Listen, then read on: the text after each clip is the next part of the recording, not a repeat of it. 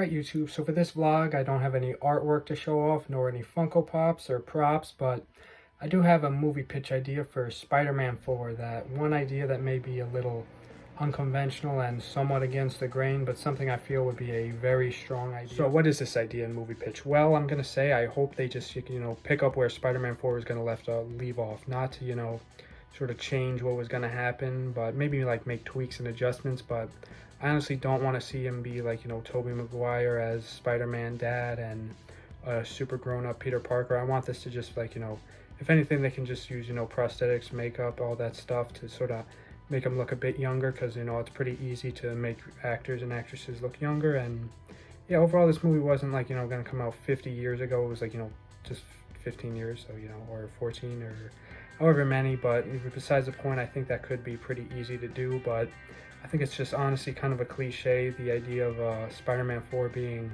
super grown-up Tobey Maguire. I just like, maybe I'm just feeling nostalgia for the Spider-Man trilogy, but I just think it could be more creative and cool to see the original vision come to life. But, if they have to make some tweaks and adjustments, I'm totally okay with that. And at the end of the day, if they do make him like, 50-year-old Spider-Man, he's married to MJ, has a daughter, son, whatever, that, I'm fine with that too. But I honestly want to just see what Spider-Man 4 is going to be on the big screen, and just like, use makeup to make the people look younger, or just leave it as is, because, actors and actresses look young with it. But something I definitely do want to see, regardless of whichever route they go, if they go the Jones Beach route of just like, make it like it's 2011, because, on the slight tangent on that note, I think it could also be cool to do it like a throwback to show like, the kids of today what 2011 was like, back when I was 10 years old, before I had any YouTube channel whatsoever, by the way. But also I think it'd just be a cool early 2010s throwback, and, kind of cool for the movie. I don't know, it's just like my idea. Maybe they could also incorporate both, like make him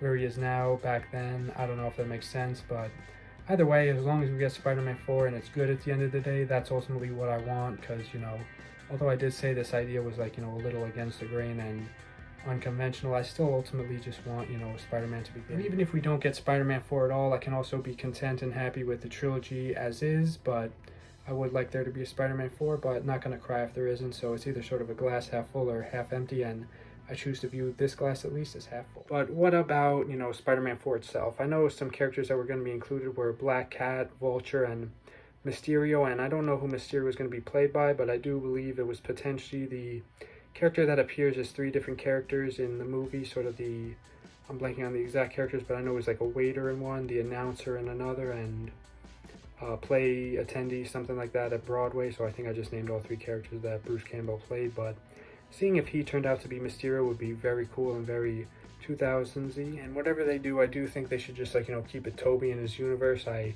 do love Andrew Garfield and Tom Holland, but I don't want to see them in this Spider-Man 4.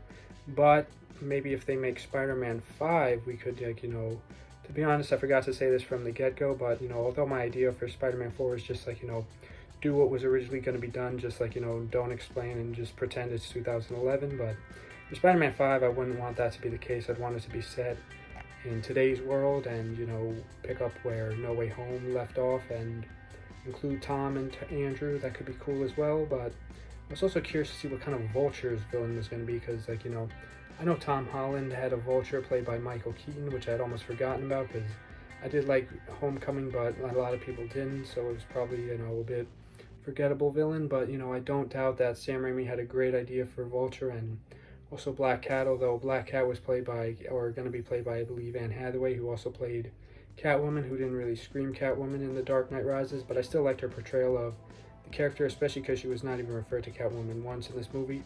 I love The Dark Knight Rises, but I can't pretend that wasn't a little weird. But hopefully in Spider-Man 4 they refer to Felicia Hardy as Black Cat, and she has the Black Cat attire, and Mysterio has his Mysterio vibe, because now that I remember, Mysterio was also in Tom Holland's Spider-Man movie. So I think this is honestly brilliant, because, like, they can use the Tom Holland villains in Tobey Maguire style, because, yeah. But I don't know too much about what Spider-Man 4 is going to be, but I do know Tobey Maguire is my favorite Spider-Man, and I hope he gets another shot, even if it's, like, in the Secret Wars or Doomsday, that, ultimately I hope it's Spider-Man 4 and not either of those two, because To be honest, I could care less about Doomsday or Secret Wars. Not that I don't still love Marvel movies, but those two ones don't particularly interest me. I'll conclude this vlog by saying I know I made a movie pitch for The Amazing Spider-Man 3, which I'll also give a little bit to this vlog, saying that if anyone they could make, like, you know, look younger and super young and not look like any time passed since his last movie, it'd be Andrew Garfield, let's be real. But, you know, it's also